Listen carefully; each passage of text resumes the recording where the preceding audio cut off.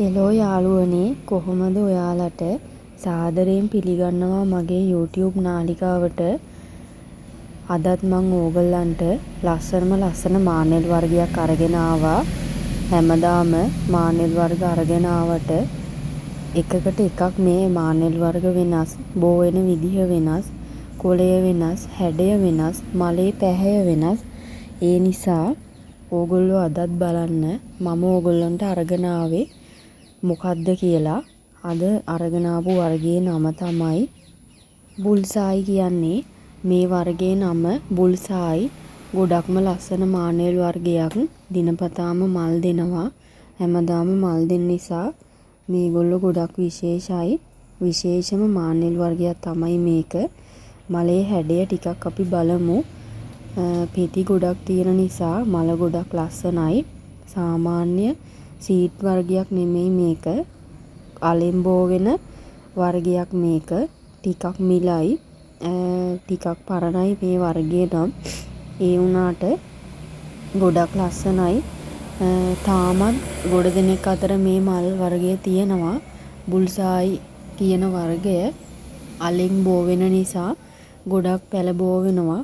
ඒ වගේම තමයි යාළුවනේ මල් වර්ගය ලස්සන නිසා ගොඩ දෙනෙක් මේ වර්ගයට කැමති. ඒ වගේම තමයි එක මලක් දුන්නාම හැමදාම මල් ගොඩාක් දෙනවා මේගොල්ලෝ. මල් පොකුරු දෙනවා. ඕගොල්ලෝ බලන්න මේ මලේ හැඩය, ඒ වගේම වර්ණය කොච්චර ලස්සනද කියලා. මේ බලන්න යාළුවනේ මට දීලා තියෙන මල් ගොඩ එකම පාර මල් 10ක් විතර දීලා තියෙනවා. ඒ මම හොඳට හිරු එළිය තියෙන තැනක, හොඳට වාතයේ තියෙන තැනක හොඳට මේක හදලා තියෙන නිසායි. යාළුවනේ මේක සාමාන්‍ය සිමෙන්ති පොට් එකක, ප්ලාස්ටික් පොට් එකක, සාමාන්‍යයෙන් වතුර තියෙන ඕනම තැනක මේක පැල කරන්න පුළුවන්. හැමදාම මල් දෙන නිසා නඩත්තුව පහසුයි. ගොඩක් ගැඹුරට පැල කරගන්න ඕනේ නැහැ. සාමාන්‍ය අඟල් දෙකක වගේ ඉඩ පැල කරගන්න පුළුවන්. ඒ නිසා ඔයගලන්ට ගොඩක් ලේසි. ඕගොල්ලොත් ගෙවත්තකට අරගෙන හිතවලා බලන්න කොච්චර ලස්සනයිද කියලා මේ මල් වර්ගය.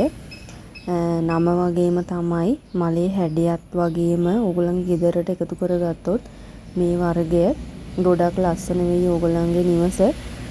ඒ වගේම තමයි ගොඩක් ඉඩත් යන්නේ නැති හින්දා ඕගොල්ලන්ට තවත් ලේසි වෙනවා මේ වර්ගය අරගත්තොත්. ඕගොල්ලෝ අරගෙන බලන්න. ඒ වගේම තමයි අනිවාර්යයෙන්ම අත්‍යවශ්‍යම දේ තමයි හැමදාම කියනවා වගේ හිරු එළිය රැඳෙන තැනකින් තියන්න. වතුර හොඳට පිරිසිදු කරන්න. හැම සතියකට පාරක්ම වතුර පිරිසිදුවට තියාගත්තොත් අනිවාර්යයෙන්ම පැලවලට පොහොරක් එකතු වෙනවා වගේ හොඳට මල හරියනවා, පැලේ හරියනවා. ඒ නිසා වතුරත් පිරිසිදුවෙන් තියාගන්න, වතුර මේ මාරු කරන්න. ඒ වගේ කරගෙන ගියොත් මේ මල් පැල ඕගොල්ලන්ට හොඳට බෝ කරගන්න පුළුවන්. ඕගොල්ලොත් ගෙදර කරලා බලන්න මේ කියන විදිහට මේ වගේ මානෙල් පැලයක් අරගෙන කොච්චර ලස්සනයිද කියලා. මේ වගේ තවත් මානෙල් වර්ග අපි ගාව විශාල ප්‍රමාණයක් තියෙනවා. අපි ඊළඟ දවසේ හමු වෙමු තවත් අලුත් වර්ගයකින්. හැමදාම මල් පිපෙන නැත්තම් හැමදාම මල් පිපෙන්නේ නැති වර්ගයක් තියෙනවා. අපි ඒවා හඳුන්වලා දෙන්නම්. ඒ වගේම තමයි ලස්සන මානෙල් වර්ග වගේම නෙළුම් වර්ගයක් තියෙනවා. ඒවත් අපි ඕගොල්ලන්ට අරගෙන එන්නම්. අලුත්ම වර්ග අපි ගාව මේ තියෙනවා. ඕගොල්ලොත් එක්ක අපි බෙදා ගන්නම් ඒව ඇවිල්ලා. ඕගොල්ලෝ අපිත් එක්ක ඊටම රැඳී සිටින්න. ඒ වගේම තමයි මේ වීඩියෝ එක හොඳයි නම් ලයික් එකක් දාගෙන යන්න අමතක කරන්න එපා.